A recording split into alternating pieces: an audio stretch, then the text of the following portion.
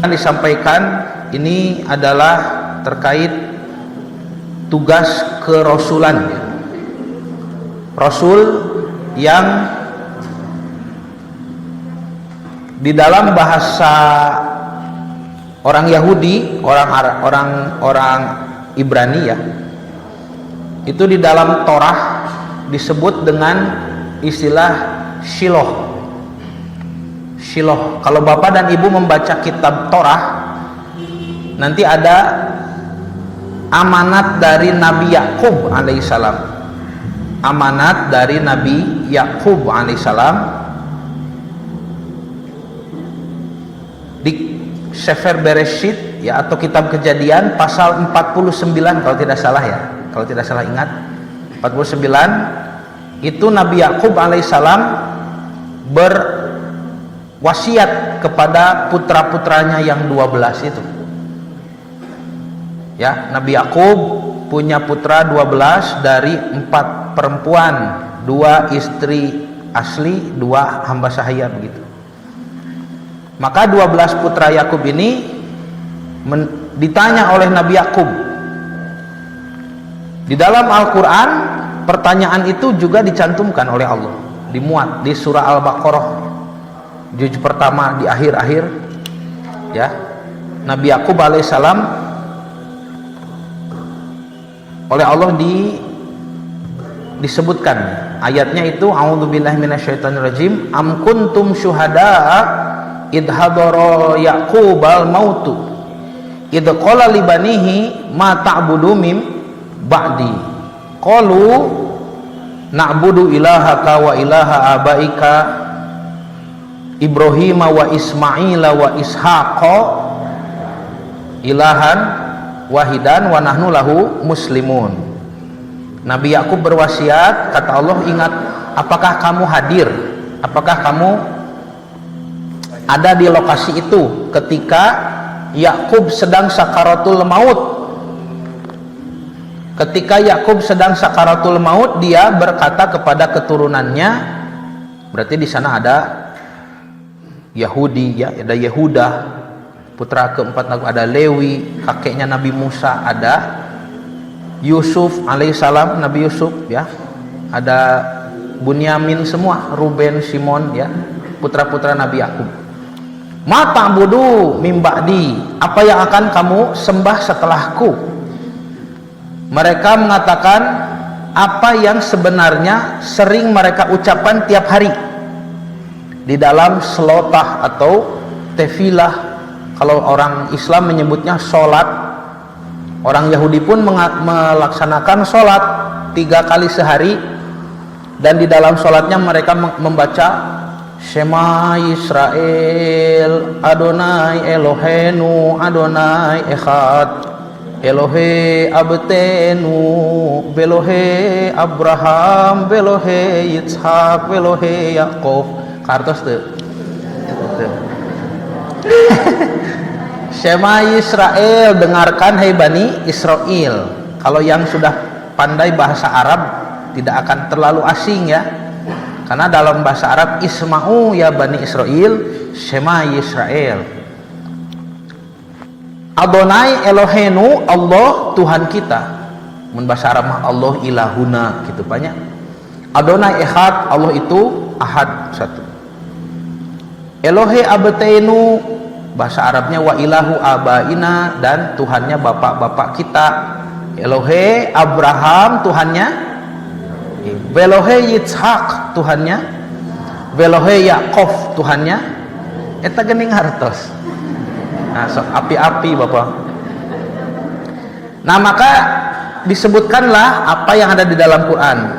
Ya, na'budu ilahaka wa ilaha abaika Ibrahim wa Ismaila wa Ishaqa wa Yakub.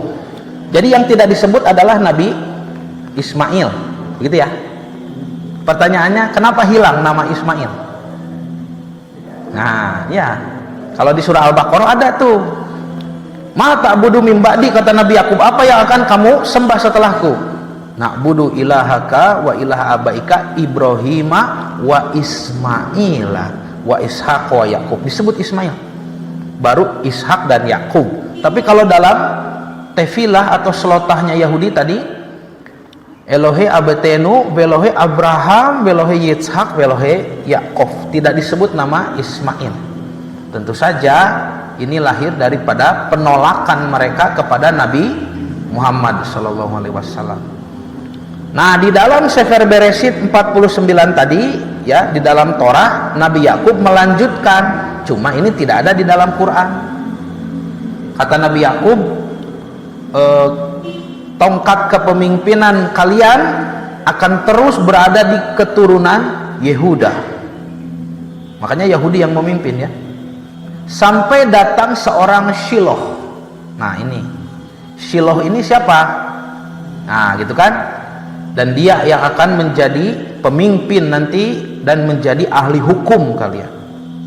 Nah, di dalam sejarahnya tidak ada yang pernah berhasil memimpin dan menjadi menetapkan hukum bagi Bani Israel setelah keturunan Yehuda, kecuali itu seseorang dari Banu Ismail gitu. Nah, maka kalau ditanya orang Yahudi, siapa Shiloh yang dimaksud? Belum datang, katanya begitu. Tapi kalau ditanya orang Kristiani, siapa Shiloh di sini? Dia mengatakan Tuhan Yesus, gitu ya. Padahal bagaimana Yesus Kristus atau Nabi Isa alaihissalam dikatakan Shiloh yang dinubuatkan oleh Nabi Yakub, padahal Nabi Isa alaihissalam disebut turunannya Daud. Di dalam Injil Matius pakai bahasa asli deui ya. Injil Matius pasal 1 ayat pertama, tapi bukan bahasa Ibrani, bahasa Aramaik, bahasa asli Nabi Isa. Disebutkan ketava diliduteh iso mesiho breh David breh Abraham. Ketava diliduteh, inilah kitab silsilah. Iso mesiho, Isa al Masih, breh de David, turunannya Daud tuh. Breh Abraham, turunannya Ibrahim. Kalau Nabi Isa dianggap turunan Daud, Daud itu adalah dari suku Yahudi, ya, suku Yehuda. Jadi tidak sesuai dengan ramalan Nabi Yakub yang mengatakan Shiloh itu akan memutus kepemimpinan turunan Yahudi. Sedangkan Nabi Isa Al-Masih masih keturunan Yahudi. Kesimpulannya Nabi Isa Al-Masih tidak mungkin adalah Shiloh, gitu ya. Tak ilmu mantek eta teh tiasa nyimpulkeun kitu teh. Ilmu mantik, ya, ilmu utak-atik utek. Nah, Bapak dan Ibu yang dirahmati Allah, inilah Shiloh yang dimaksud oleh Nabi Yakub alaihissalam. Ternyata Allah Subhanahu wa taala dengan kemahabijaksanaannya mengirim Shiloh tersebut bukan di kalangan orang-orang yang menunggunya, tetapi di kalangan orang-orang yang tidak pernah terbesit sedikit pun di benak mereka akan kedatangan seorang Rasul. Jadi Shiloh yang disebut di dalam Torah Yahudi itu adalah padanan kata untuk Rasulun di dalam bahasa Arab. Ini yang disebutkan oleh Profesor David Benjamin Keldani di dalam bukunya yang terkenal Muhammad in the Bible, gitu ya. Beliau seorang pendeta dari sekte Kaldea, ya, pendeta Kristen yang masuk Islam, gitu ya, setelah mengkaji Nabi Muhammad di dalam Bible. Nah, di sini disebutkan Allah memberikan manna. Nah, manna inilah al-minnah tuh, ya. Lihat ayatnya, laqad mannallahu. Ini kalau ada huruf bertasydid, kata guru ngaji harus dibaca tebal, gitu Pak. Nuhun, sahur Pak Ustadz kena dibaca tebal. Mana? Kenapa? Karena asalnya ini dua huruf, Bapak. Manana gitu. Hijikeun mana? Berarti kalau tidak dibaca tebal, hilang hurufnya satu. Lakod mana? Nah, tidak boleh. Ya, yang paling berbahaya di surah Al-Fatihah ada ungkapan iyyaka na'budu wa iyyaka nasta'in. Iya-nya ditasdid, ya, tasdid. Kan kita suka bacanya tebal, ya Pak, ya. Iyyaka na'budu wa iyyaka nasta'in. Karena kalau tidak dibaca tebal, hilang satu huruf di surah Al-Fatihah, artinya Al-Fatihah tidak sempurna. Sedangkan itu rukun syarat satu rakaat tidak sempurna, berarti rakaatnya pun tidak sempurna. Kalau rakaat tidak sempurna, rakaatlah yang membangun salat, berarti salatnya pun tidak sempurna. Nah, maka di sini disebutkan Allah memberi karunia, mana tebu sok disebat minat. Minat di urang masuk di hijikeun sareng bakat, minat dan bakat ya tos janten bahasa Indonesia. Kenapa anak kita misalkan minatnya kepada olahraga, anak yang satu lagi minatnya kepada melukis gitu ya? Kenapa dia punya minat? Itu maksudnya adalah pemberian dari Allah. Ini laqad mannallahu 'alal mu'minin. Allah telah memberikan minat ya. Pemberian yang tidak bisa dinilai harganya. 'Alal mu'minin kepada orang beriman. Id ketika, kalau id ini kejadian yang sudah terjadi ya dalam Quran. Kalau belum nanti biasanya idza begitu. Ba'atsa fihim rasulan. Allah mengutus kepada mereka orang beriman itu rasulan, seorang rasul. Inilah Shiloh yang dinanti-nanti, ditunggu oleh segala bangsa. Kalau kita umat Nabi Muhammad, wacana yang sedang hangat di umat Nabi Muhammad apa? Tentang masa depan, yaitu biasanya tentang kiamat atau kemunculan makhluk mengerikan sebelum hari kiamat yang bernama Al-Masihud Dajjal. Itu kan wacana kita. Tapi kalau wacana umat-umat terdahulu, umatnya Nabi Ibrahim, umat Nabi Nuh ya, umat Nabi Musa, umat Nabi Daud, itu semua membicarakan apa? Tidak membicarakan kiamat atau Dajjal. Ada sesuatu yang dinanti, ditunggu-tunggu. Meskipun informasi tentang Dajjal sudah ada dari sejak Nabi Nuh, Dajjal itu sudah diinformasikan, tetapi ada satu pahlawan yang ditunggu-tunggu. Ya, orang Yahudi juga tahu Dajjal.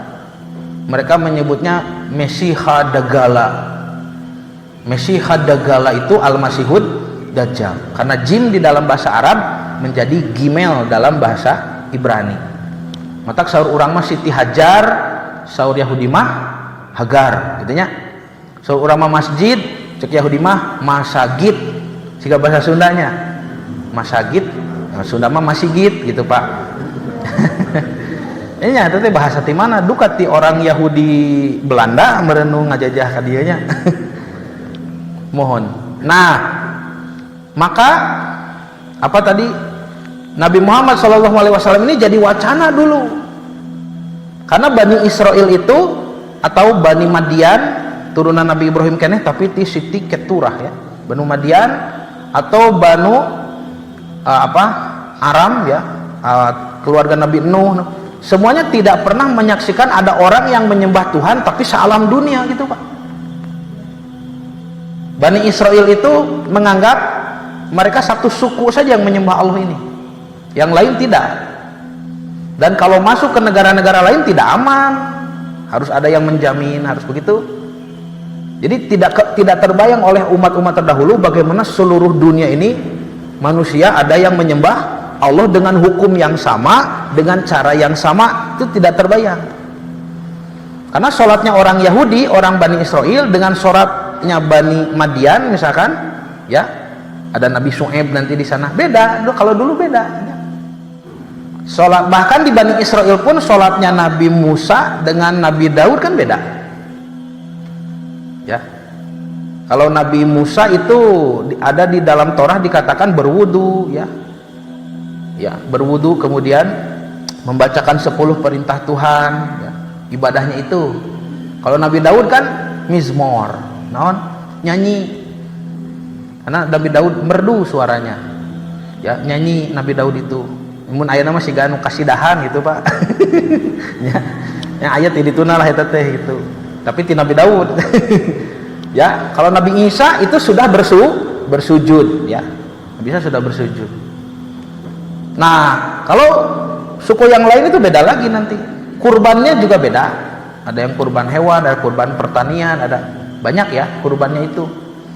Nah, tidak terbayang oleh umat-umat terdahulu bagaimana manusia ini akan disatukan dalam satu hukum. Itu yang jadi wacana dulu.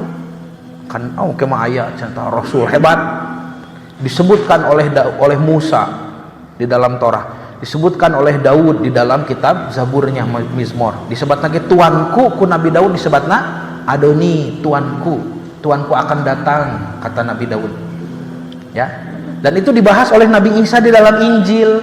Nabi Isa bertanya kepada orang-orang Farisi, siapa yang dimaksud dengan tuanku?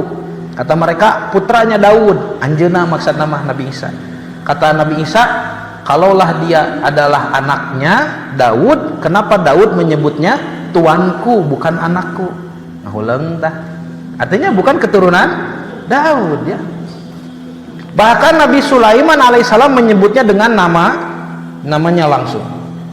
Di dalam kitab Sir Hashirim atau kitab Kidung Agung ya terjemahnya pasal 5 ayat 16 disebutkan hikum mamittaqim ve kullu muhammadim zehdodi ve zehroi benut Yerusalem. Kadangu teu aya nami nabi. Hikum mamittaqim ve kullu muhammadim zehdodi ve zehroi benut Yerusalem. Ayatnya hikum mamittaqim tutur katanya lembut, ve kullu kita menyebutnya Muhammadim, Muhammad yang agung. Karena akhiran im itu melekat pada nama yang diagungkan. Seperti Yahudi ketika memanggil Tuhan Eloah, ya Tuhan itu Eloh. Kalau dalam bahasa Arab ilahun, ya ilah, Eloah, Tuhan yang agung, Elohim, begitu ya. Mun bahasa Arab mah Allahumma gitu Pak. Hikum mamitakim vekulum Muhammadim. Nah disebut Muhammad yang agung. Ya. Disebut juga oleh Nabi Yesaya di dalam kitab Yesaya bahwa Nabi yang ditunggu ini ya Siloh ini akan diberi kitab dan dikatakan kepadanya baiklah baca ini, dia akan menjawab saya tidak dapat membaca. Itu ada di dalam Torah Nabi Yesaya ya, kitab Yesaya. Lalu disebutkan di dalam surat atau kitab Hagai, itu Nabi Hagai. Hagai mengatakan Tuhan pemilik Ka'bah berfirman, Tuhan pemilik Betel ya, Betel sebenarnya rumah Tuhan yang ada di Yerusalem. Pemilik rumah berfirman, aku akan mengutus Himada ya, Himada yang dijanjikan itu akan datang dan aku akan mengutus Shalom kepada segala bangsa. Tuh. Jadi siapa ini Himad? Menurut Profesor David Benjamin, Himad ini satu akar kata dengan Muhammad dari kata Hamida Yahmadu Hamdan Hamdan ATT sami aya penyanyi dangdut. Nah, Hamidun Hamid sah Hamidnya. Mahmud kuburan Mahmud tuh nu disembah di ditu di Marga Asih. Nah, ya Muhammad dengan Himad itu sama, satu akar kata, satu derivasi dalam ilmu tasrif, ilmu sorof. Shalom tentu saja salam kan Islamnya. Kita ini punya agama bernama Islam dan mengucapkan salam Assalamualaikum. Orang Yahudi pun mengucapkan salam Shalom Aleichem. Orang Kristen Ortodoks pun mengucapkan salam pakai bahasa Arab Shlomo Aleihun. Sama, salam itulah yang dijadikan nama agama, bukan Yahudi. Kalau Yahudi agamana Yehuda kan Pak, Yehuda teh putrana Yakub. Pertanyaannya kalau Yahudi itu agamanya Yehuda, Yehuda agamanya apa? Nah gitunya. Kristen teh pan agamana Kristus teh Almasih, agamana Nabi Isa. Kalau orang Kristen itu agama Nabi Isa agamana naon? Jadi orang lain tidak punya nama agama. Biasanya agama itu diberi nama dengan tokoh yang dikultuskan atau tempat, seperti Hindu. Hindu itu dalam bahasa Arab kan disebut daerah India, Hindu. Orang India disebut Hindi, gitu ya. Ya, yang dipakai oleh angka Arab sekarang aya angka Arab nih hiji dua tilunya eta teh adadul hindi, angka India. Angka Arab nu mana tuh? Itu nu dina jam. Nu aya dina nomor punggung Maradona 10 teh eta angka Arab eta mah. Dipakai ku orang Eropa. Kenapa orang Eropa teh gaduh angka 0 kan, Pak? Dina angka Romawi nya aya angka 0. Teu aya. 10x we. 20 XX nya. 30 nah 40 C nya C no 50D gitu kan, tegaduhan 0 Pak, karena angka 0 diciptakan oleh ulama Islam ahli matematik siapa? Al-Khawarizmi, yang disebut dengan algoritma itu Al-Khawarizmi. Mun teu aya eta angka 0 moal araya ieu sadayana ya, laptop, komputer, internet moal aya tanya. Nah maka itu nama tempat India sebut Hindu. Harusnya bukan agama Hindu namanya, agama Weda kalau mau, atau agama Siddhartha gitunya ya. Nah maka Islam inilah agama yang hanya satu-satunya yang memiliki nama ya, Islam, dan para nabi terdahulu pun menyebutnya salam atau Islam. Terus, nah di sini datanglah Shiloh yang dijanjikan itu. Allah mengirimkan minat karunia tidak terhingga kepada orang beriman ketika diutus kepada mereka seorang rasul min anfusihim, yang mana rasul itu dari kalangan mereka, bukan dari kalangan jin, bukan dari kalangan malaikat, dari kalangan alladzina amanu al-mu'minin, orang-orang beriman, sehingga mudah diikuti nanti ya. Kalau rasulnya itu dari jin tah hese nuturkeunana. Ima rasulna ge jalmi gampil nutulkeunana. Ingin tahu sholat Nabi seperti apa? Gampil, pelajari, hadisnya ada. Pelajari, lihat, lalu amalkan. Salah atau tidak salah, kita sudah berusaha. Nah, itu yang disebut dengan ijtihad. Kalau kita mengaku mengikuti Rasul tapi tidak belajar, nah eta mah sanes ijtihad, eta mah taklid, mengikuti dengan buta ya. Itu tidak boleh, harus belajar. Cik kumaha Nabi teh takbirna, sok kumpulkeun hadisna kumaha. Oh ini hadis yang sahih, Nabi takbir seperti itu. Nah, lalu kita mengamalkan ya. Jadi jangan katanya begini takbir Nabi, katanya begitu. Aing lieur cenah ye. Hayang leuwih jelas kedek ditingali di Mekah ku bapak teh ka Masjidul Haram. Begitu ningali di Masjidil Haram langkung lieur. Malah aya nu teu takbir pan kieu salatna teh kumaha cenah kadan beuki lieur ka dieu teh. Ya. Karena tidak menjamin orang Arab dia bener salatna teu ngajamin. Oh cenah da Arab teh pan negara Nabi Muhammad nya dan negara Abu Jahal oge. Tengah jamin Pak orang Arab kan ada channel YouTube-nya tuh yang mengetes ya, langsung survei ke pinggir jalan. Orang Arab semua bisa baca Quran tidak? Banyak yang tidak bisa. Waduh, cek bapak teh gede hati cenah euy abdi. Banyak teh urang hungkul teh nya. Mohon aya batur. Nah, ini datang ya nabinya dari kalangan manusia sehingga mudah diikuti, mudah Bapak, mudah mengikuti Nabi Muhammad SAW itu, karena untuk itulah beliau diutus ya, diutus untuk diikuti. Dan ketika kita sudah mengikuti Nabi, apa yang ada pada sunnah Nabi itu cukup bagi kita untuk mencari keridhaan Allah, tidak usah ditambah. Karena Nabi mengatakan ma taraktu syai'an yuqarribukum ilal jannah illa waqad amartuhu bihi. Tuh jelas. Ma taraktu syai'an, aku tidak melewatkan sedikit pun teu kalangkung hiji-hiji acan cenah Pak. Yuqarribukum ilal jannah, sesuatu yang bisa mendekatkan kamu kepada surga, illa waqad amartuhu bihi, kecuali aku sudah perintahkan. Nu aya ieu nu sakedik diparentahkeun ku Nabi cekap dah ka surga teh. Ya. Pami ditambihan justru Nabi malah tidak senang ya. Ketika datang orang Arab Badui belajar Islam di Masjid Nabawi beberapa pekan, lalu dia mau pulang. Kata Nabi, ajarkan kepada kaummu ya, wa yuballigul ghaibu ya, wa yuballigul ghaiba syahid. hendaklah yang datang di sini menyampaikan kepada yang tidak datang.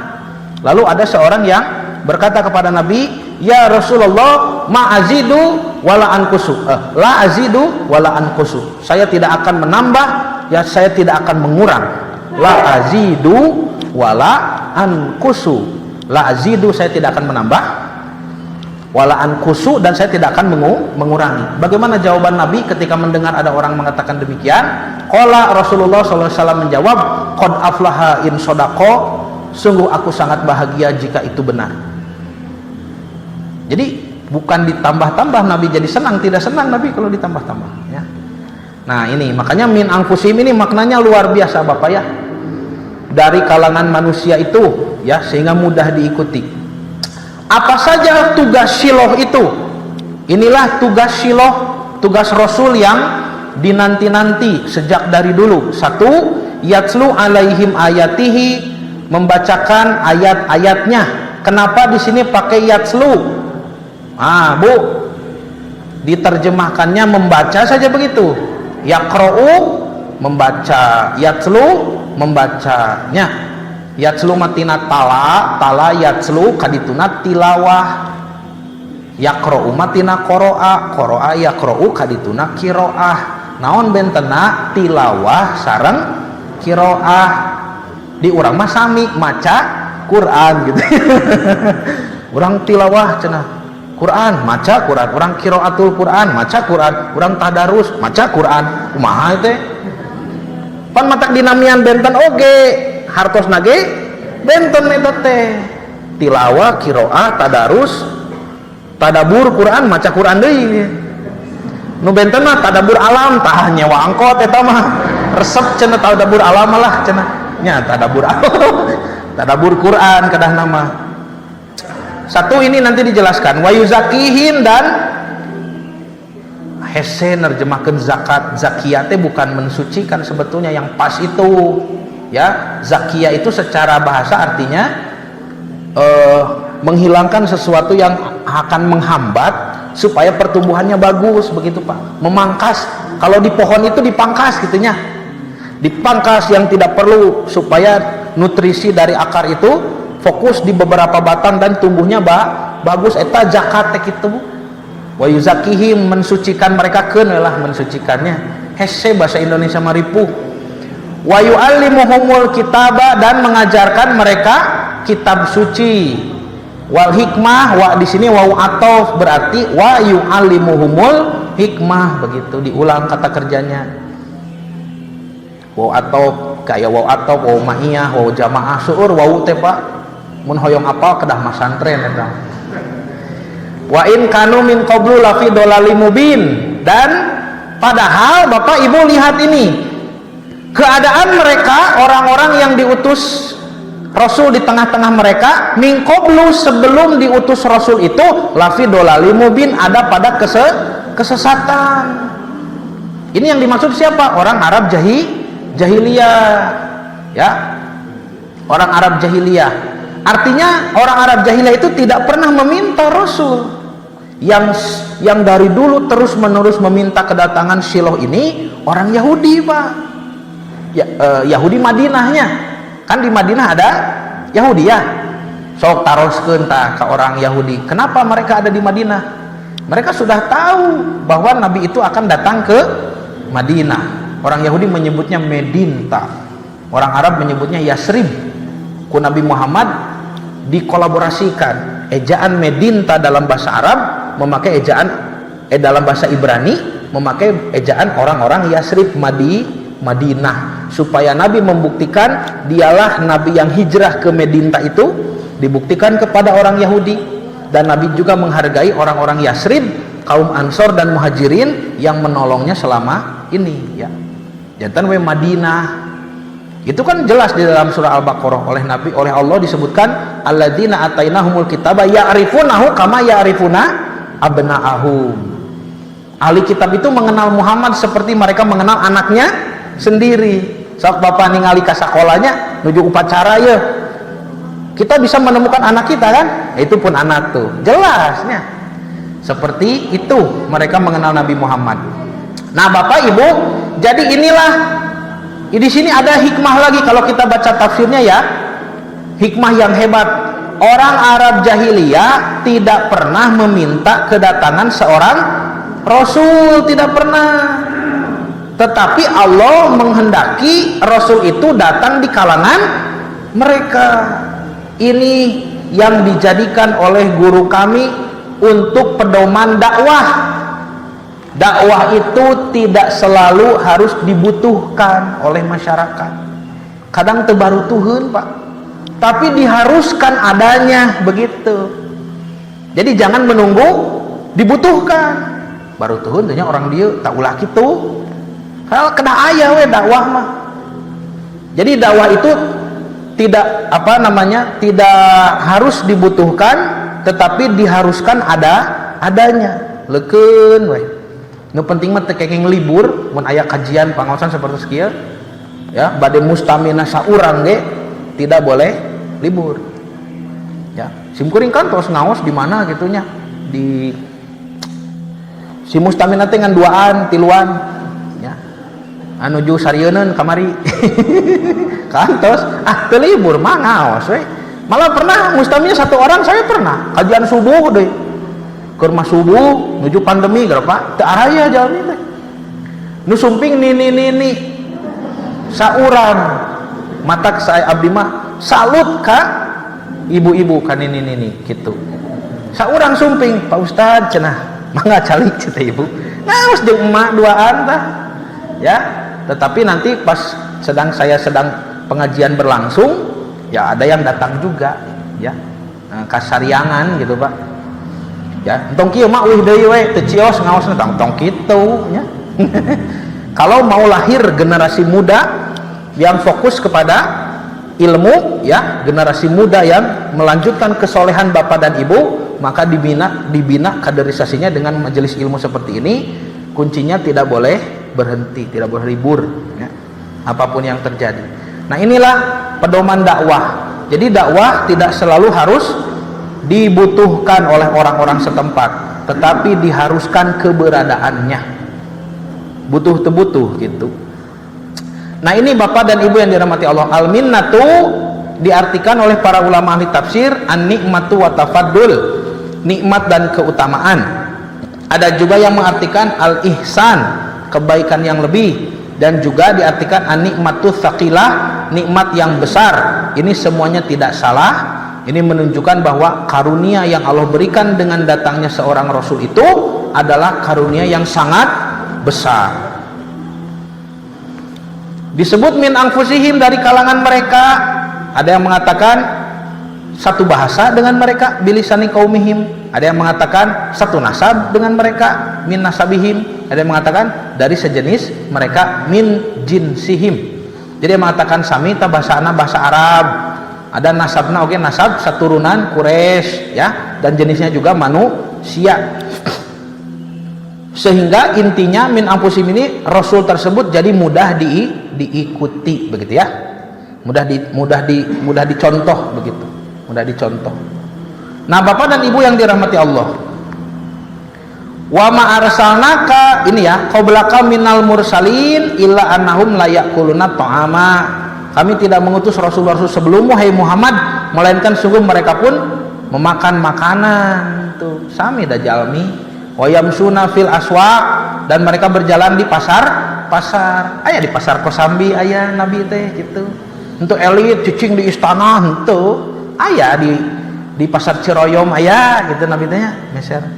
Wa ja'alna ba'dakum li ba'din fitnatan, dan kami jadikan sebagian kamu cobaan bagi sebagian yang lain. Atas biruna wa kana rabbuka basyiron, apakah kamu sanggup bersabar? Sabar itu bukan diam ya, tapi tahan uji dalam kondisi yang Allah ridhoi. Wa kana rabbuka basyiron, dan Tuhanmu maha melihat. Dan melihat Allah bukan melihat pantulan cahaya ya. Tapi innamal a'malu bin niat. Niat seseorang semuanya terlihat oleh Allah. Nah, Bapak dan Ibu yang dirahmati Allah, satu-satu nih, karena sekarang kajiannya sampai duhur, insya Allah. Nah, ini 4 dibahas semua ya. 1, tugas Rasul ini bisa dicontoh oleh kita ketika kita mau berdakwah ya. Atau bapak ibu ya mau mendidik ya anak didik, murid atau anak sendiri, cucu sendiri boleh. Ini yang Nabi lakukan. Yang pertama, tilawatul ayat.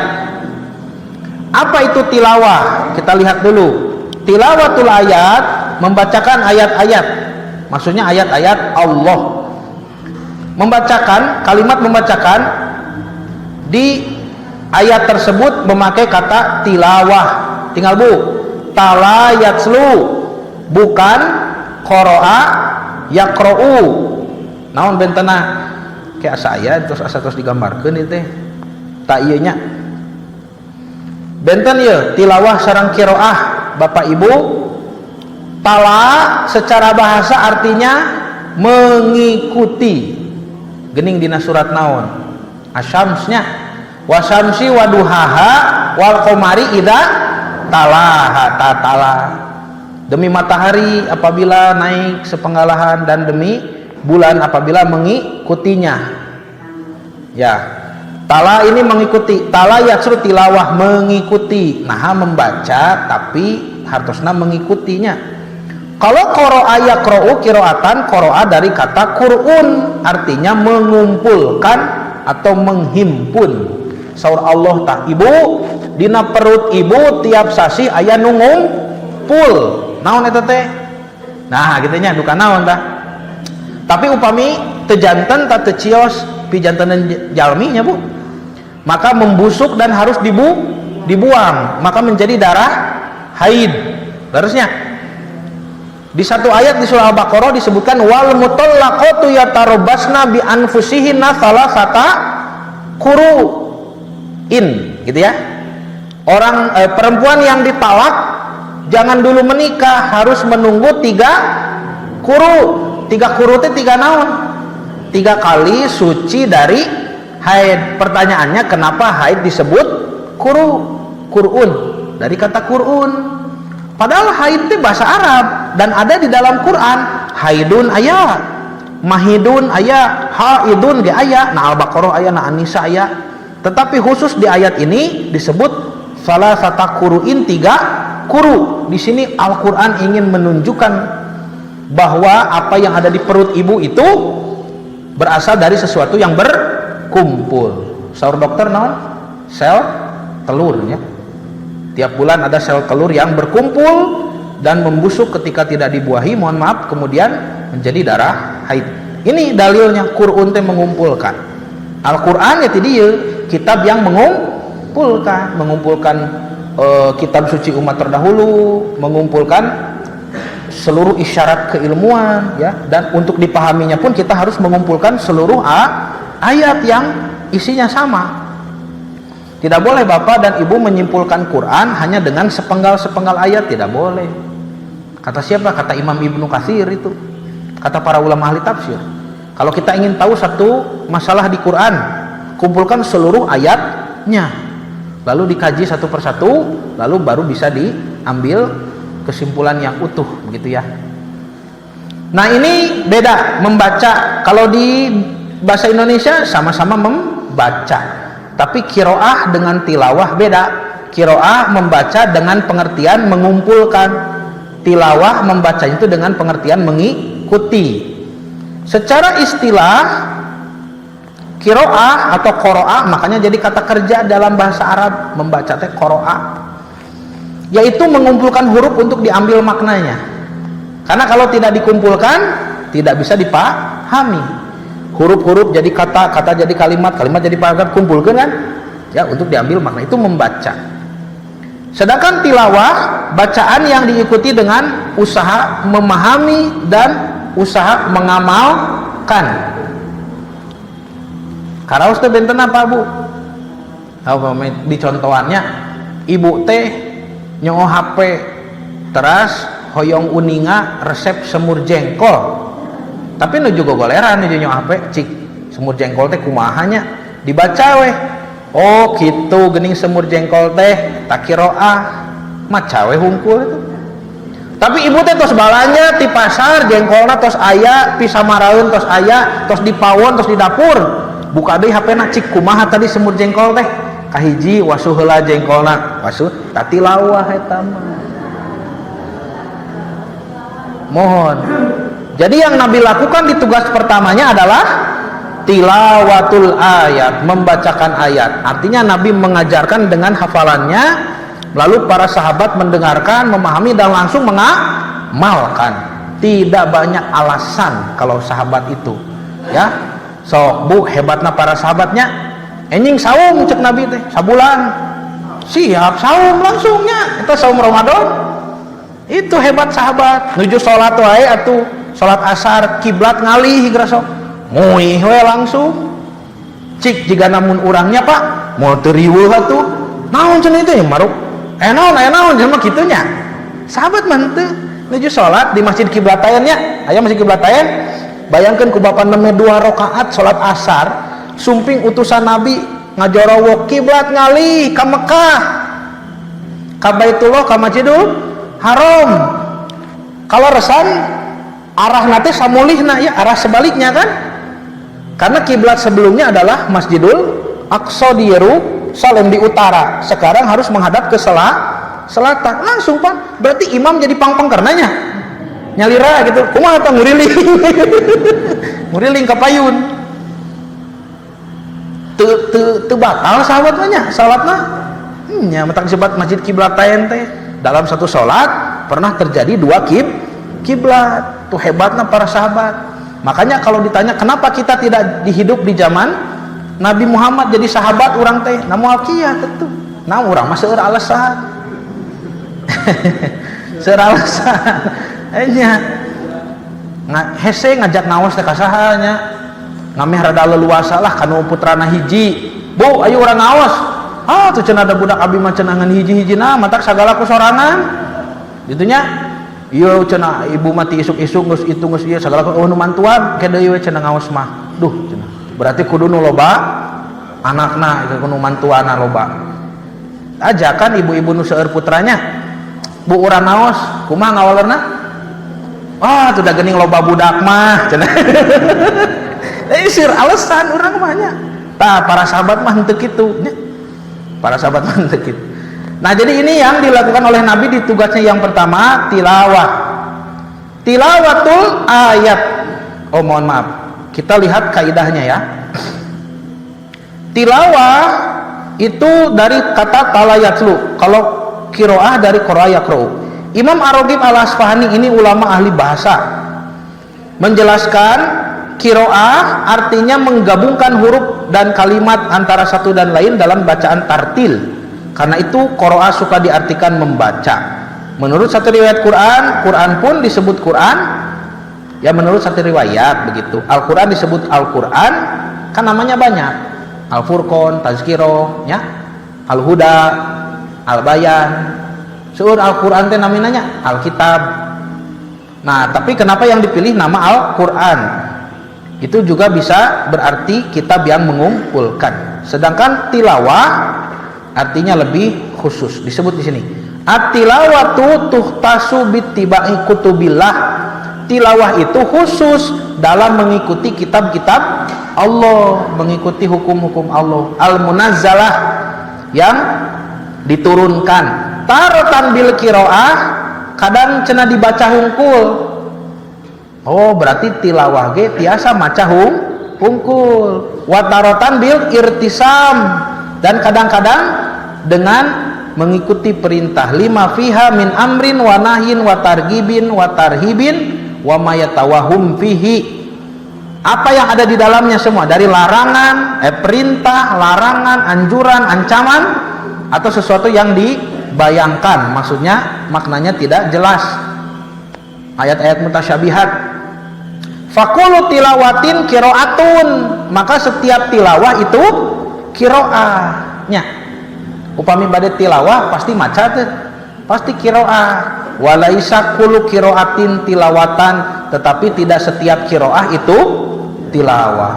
Nah, itu banyak. Ini Imam Ar-Raghib Al-Asfahani di dalam kitabnya yang terkenal Al-Mufradat ya fi Ghoribil Quran. Saya punya di rumah.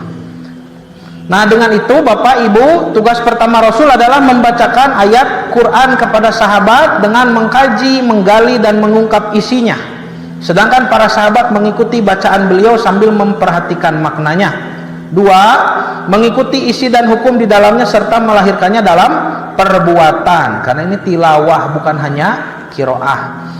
Tiga, dengan memahami apa yang terkandung di dalamnya lahirlah ketauhidan, mengesahkan Allah. Kenapa? Karena sahabat melakukan ini, hukum-hukum ini, mereka jadi kenal siapa yang perintah ini. Sok kami orang kabatur Pak, dunungan pegawai-pegawai, mereka pasti ingin tahu siapa ini yang membayar saya, yang meminta saya melakukan ini dan itu. Saha dunungan teh kan hoyong terang banyak. Nya Bapak kerja di perusahaan kan ingin tahu siapa pemilik perusahaan ini, kan ingin tahu. Ya, ketika kita diterima masuk kerjaan Bapak ini, gaji Bapak sekian, kan kita cari tahu saha itu nu gaduh nanya perusahaan teh. Bisi kayak penak di jalan teu naros gitu. Bapak teh hari-hari pete nu gaduh na eta. Nah, maka dengan ingin mengenal siapa yang memerintah, muncullah ketauhidan, ya. Mereka semakin mengenal Allah. Oh, Allah teh hoyongna kieu. Oh, Allah teh hoyongna kitu. Maka beribadah, mengamalkan perintah sesuai dengan yang Allah inginkan, itu namina ikhlas gitu. Jadi ikhlas teh masalah cocok atau tidak cocok dengan perintah Allah, eta ikhlas. Nanti ikhlas itu ada di dalam niat, ada di dalam amal. Tidak boleh timpang ini. Niatnya ikhlas, amal lagi kada ikhlas. Niatnya cocok dengan aturan, amalnya tuh cocok dengan aturan. Di urang mah ikhlasnya sok dihartokeun teu dibayar. Ikhlaskeun ya Pak, tuh ruginya kabayang nanti. Ikhlas teh pirugieun gitu nya. Manya teu dibayar. Kalau Allah mengizinkan sesuatu yang kita mengambil bayaran, maka mengambil bayaran itu sudah ikhlas. Seperti Bapak kerja, Ibu ngajar, boleh mengambil upah? Boleh, halal itu, rotibah itu upah dari tenaga kita. Maka mengambil upah itu ikhlas sudah, ya, sesuai dengan aturan Allah. Tetapi kalau berbuat baik kepada orang tua bagaimana? Birrul walidain. Boleh mengambil upah? Tidak boleh. Ya, bapak kita, ibu kita ingin itu, ingin ini, ingin itu, kita katakan wanipiro gitunya. Wah, wanipiro sabaraha heula itu Pak cenah gitunya. Tidak boleh. Maka ikhlas di sana tidak mengambil bayaran. Nah, sudah Bapak dan Ibu yang dirahmati Allah, bagaimana Nabi bisa mengajarkan tilawah ini? Apakah langsung ujuk-ujuk datang ke dalam benak beliau atau bagaimana? Ya, sebagai penutup saya ingin menyampaikan data sedikit tentang bagaimana Al-Quran itu turun kepada Nabi Muhammad SAW dengan cara tartib nuzul ini ya. Yang Bapak Ibu kenal selama ini surat-surah Al-Quran itu tartib mushaf, urutan mushafnya. Kalau di urutan mushaf, surat pertamanya surat apa? Al-Fatihah, pembuka, disebut juga Ummul Kitab, induknya kitab Al-Quran. Kenapa? Karena seluruh tema di dalam Quran ada di surah Al-Fatihah. Tema Quran itu kata para ulama ahli tafsir ada berapa? Hanya tiga saja ya. Satu tema akidah, dua tema hukum, tiga tema kisah orang-orang terdahulu. Sakitu-gitu nah Quran mah. Mata Al-Ikhlas disebut sepertiga Quran teh mewakili satu tema. Tema akidah di surah Al-Ikhlas. Kalau Al-Fatihah semuanya ada. Bismillahirrahmanirrahim itu ayat pertama ya Pak ya? Ayat pertama betul? Alhamdulillah itu ayat kedua. Mata kedah diawas bismillah teh, da ayat kahiji eta teh. Kedah kadanguan ku makmum teh Bismillahirrahmanirrahim, alhamdulillahirabbil alamin, arrahmanirrahim, maliki yaumiddin, iyyaka na'budu wa iyyaka nasta'in. Nah, ini akidah. Masuk dengan iyyaka na'budu wa iyyaka nasta'in itu kita siap untuk ibadah. Jadi akidah kita mengesahkan Allah sebagai Tuhan, masuk sekarang kepada ibadah. Ihdinas siratal mustaqim, sok kumaha ibadahna ya Allah, tunjukkan kepada kami. Nah, ini tugas Rasul, tugas Nabi, tugas siloh ini. Rasulullah yang harus menunjukkan mana siratal mustaqim teh. Iya tak Pak, kita siratal mustaqim teh rukun iman, rukun Islamnya, sifat ihsan. Ini begini siratal mustaqim, ini tugas Nabi. Hukum tahnya ihdinas siratal mustaqim teh.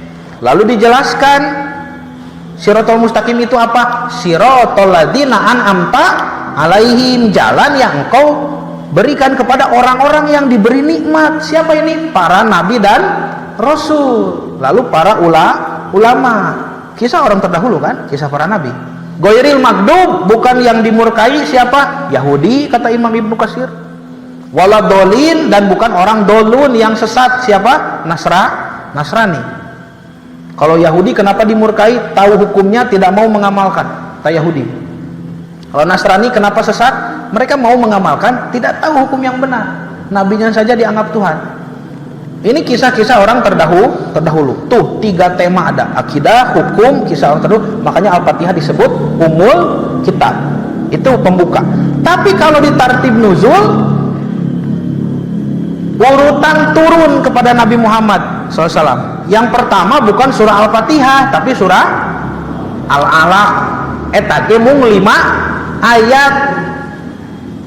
Iqra bismi rabbikal ladzi khalaq, khalaqal insana min 'alaq, iqra wa rabbukal akram, alladzi 'allama bil qalam, 'allamal insana malam ya'lam. Tos we sabar alami ieu 10 tahun, Pak. Ngan 5 ayat. Engke ayat kagenep nangke tah tentang Abu Jahal. Saatos Isra Mi'raj engke. 5 ayat eta. Turun nanti surat kedua, surah Al-Qalam.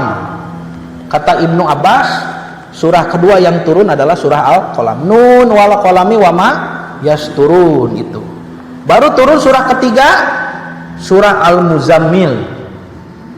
Ya ayyuhal muzammil. Dengan turunnya surah ini diperintahkan pertama kali ibadah salat, yaitu salat malam. Ya.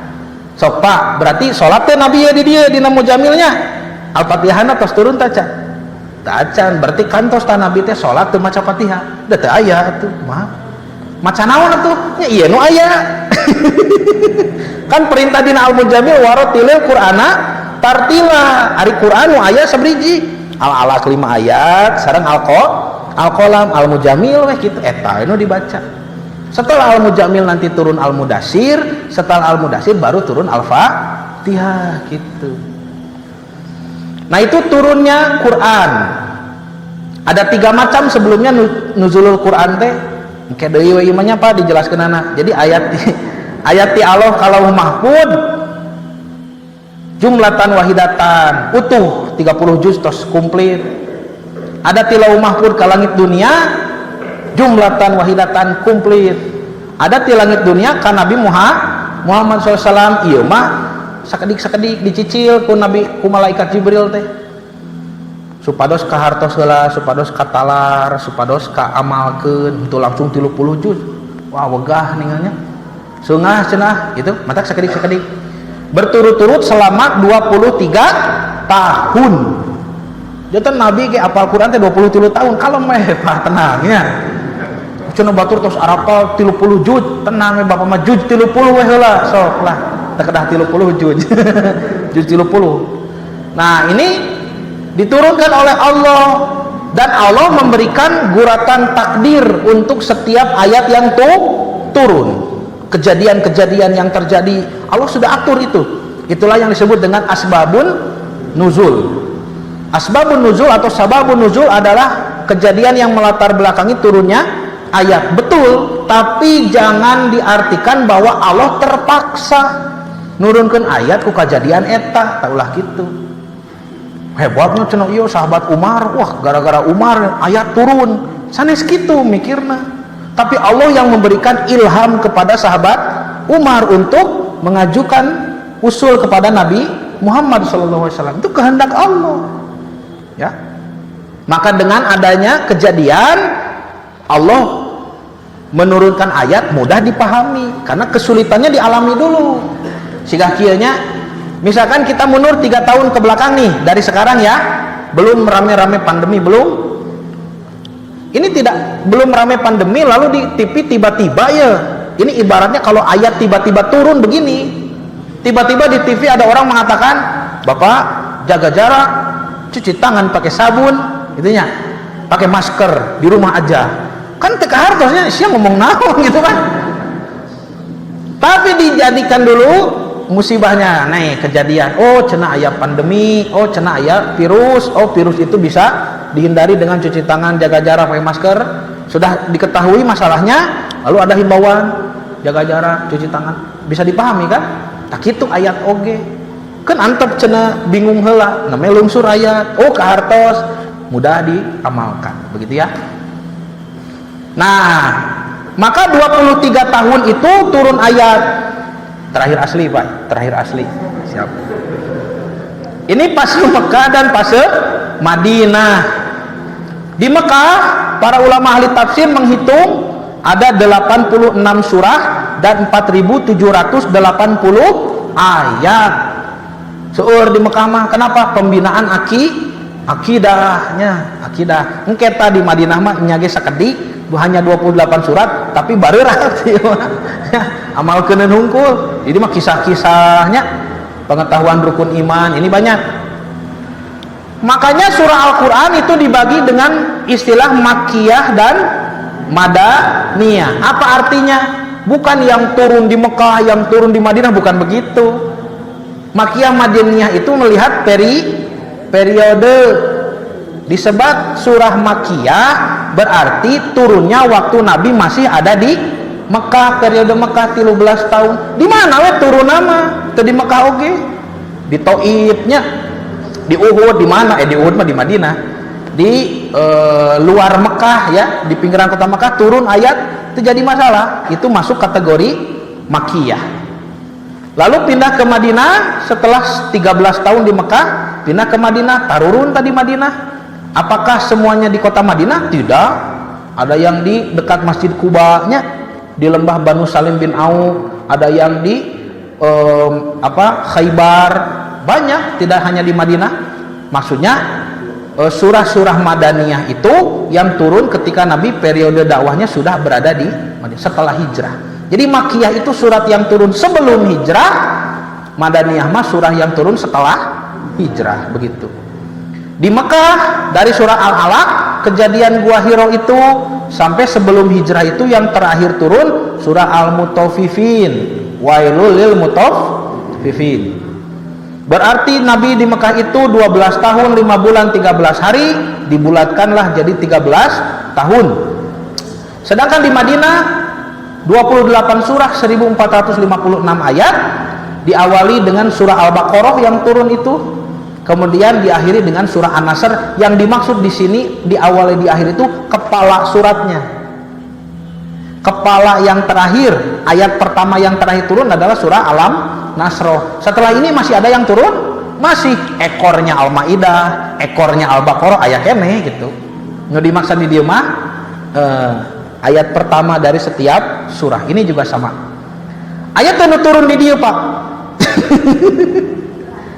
Pasti Mekah ke Madinah Nabi hijrah perjalanan panjang kan? 1 pekan nya, saminggu itu Pak hijrahnya Nabi teh. Ayatnya lungsur di tengah-tengah ini dia. Ayatnya surah perintah Jumat, surah Al-Jumu'ah ayat 9. Turun setelah Nabi membangun Masjid Kuba. Di sini turun surah Al-Jumu'ah. Cikso Makkiyah Madaniyah surah Al-Jumu'ah. PR-nya PR Bapak kayak 2 minggu deui ditagih. Terus banyak. Nah, berarti di Madinah mah 9 tahun 9 bulan 9 hari nomor cantik ya. Dibulatkan jadi 10 tahun. Terus si siang teuing sur keneh tuh, Pak. Tuh. Sur keneh ke deui we. Nya. Ya, sekian yang bisa disampaikan. Mudah-mudahan menjadi sedikit tambahan ilmu yang bermanfaat khususnya bagi saya sendiri dan menjadikan motivasi beribadah serta menuntut ilmu lebih tinggi. Saya tutup dengan doa Rabbana hab lana min azwajina wa dzurriyyatina qurrata a'yun waj'alna lil muttaqina imama. Rabbana atina fid dunya hasanah wa fil akhirati hasanah wa qina adzabannar. Aqulu qouli hadza wa astaghfirullah li wa lakum. Wassalamualaikum warahmatullahi wabarakatuh.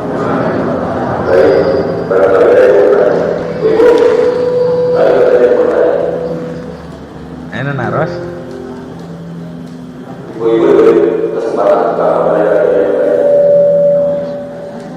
Tidak ada. Narosna bab nu bieu nya ulah ka mana karep. Nu diterangkeun naon naros naon. Masalah warahmatullahi. Ya.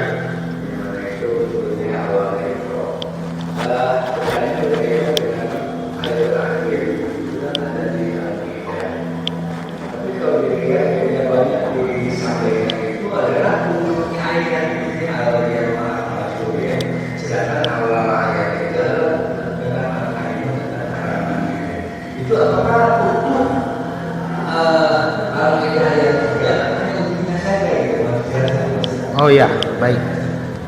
Tos hijinya, terus genep. Oh ya, sebelum dijawab pertanyaan, saya juga mohon izin kepada Bapak dan Ibu tidak bisa ikut sarapan ya, Pak, karena ngap aya bujengan deui. Bade ngabujeng deui ka Ciwasra, kedah tos mios gitu. Itunya Pak Hajinya. Hapunten anu kasuhun. Baik, pertanyaannya adalah tentang wahyu terakhir ya. Sebetulnya kalau diteliti ayat mana yang paling terakhir turun, para ulama berbeda pendapat. Yang paling masyhur, yang paling terkenal adalah ayat al-yauma akmaltu lakum dinakum. Nah itu. Tapi ada riwayat lain yang mengatakan setelah ayat itu turun masih ada ayat yang diturunkan oleh Allah, yaitu ayat tentang riba. Ya, ayat tentang riba. Surah Al-Baqarah. Itu Pak, ya. Jadi memang tidak sepakat. Nah, itu yang pertama. Yang kedua, apakah ketika turun al-yauma akmaltu lakum dinakum itu utuh dari ayat pertama? Ya, jawabannya tidak. Karena Al-Maidah ayat-ayat pertama itu dari sejak awal Nabi hijrahnya. Al-Maidah kepalanya itu. Ya, perintah. Nanti kan di surat Al-Maidah ayat 5, ayat 6 itu kan perintah bersucinya. Perintah wudu, ya, perintah tayamum. Begitu. Jadi itu sudah turun lebih dulu, sehingga yang turun terakhir itu ayat saya gitunya nulung surah eta nuju haji wadanya.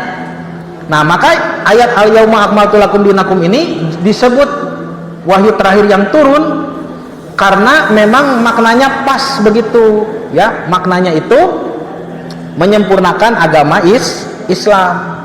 Jadi sok sering dianggap wahyu terakhir. Padahal ada satu riwayat mengatakan setelah ini masih ada ayat terakhir asli iya gitu. Yaitu ayat tentang riba. Tinggal Pak, ini wahyu terakhir di kitab suci akhir kepada nabi yang paling akhir untuk umat yang terakhir. Wahyu yang turun ini berarti penting. Terusnya tidak ada lagi wahyu setelah ini. Ya, ternyata ayatnya tentang yas'alunaka anir ya riba, ya, tentang riba, surah Al-Baqarah gitu ya, kalau tidak salah di setelah nanti perintah Ramadan juga ada 188 ya, Al-Baqarah 188 ya, juga itu tentang riba. Nanti diperkuat oleh wahyu yang turun ini ya, saya lupa ya ayat. Jadi turun surah ayat terakhir yang diwahyukan kepada Nabi Muhammad SAW adalah ayat tentang riba. Maka berhati-hatilah terhadap riba, karena ini ayat terakhir kan nabi terakhirnya mau ayat ya terus dia ternyata Allah mewanti-wanti tentang riba. Pesan terakhir dari langit itu tentang riba gitu Pak. Kok sikapnya ya, mangga turun Pak Ji.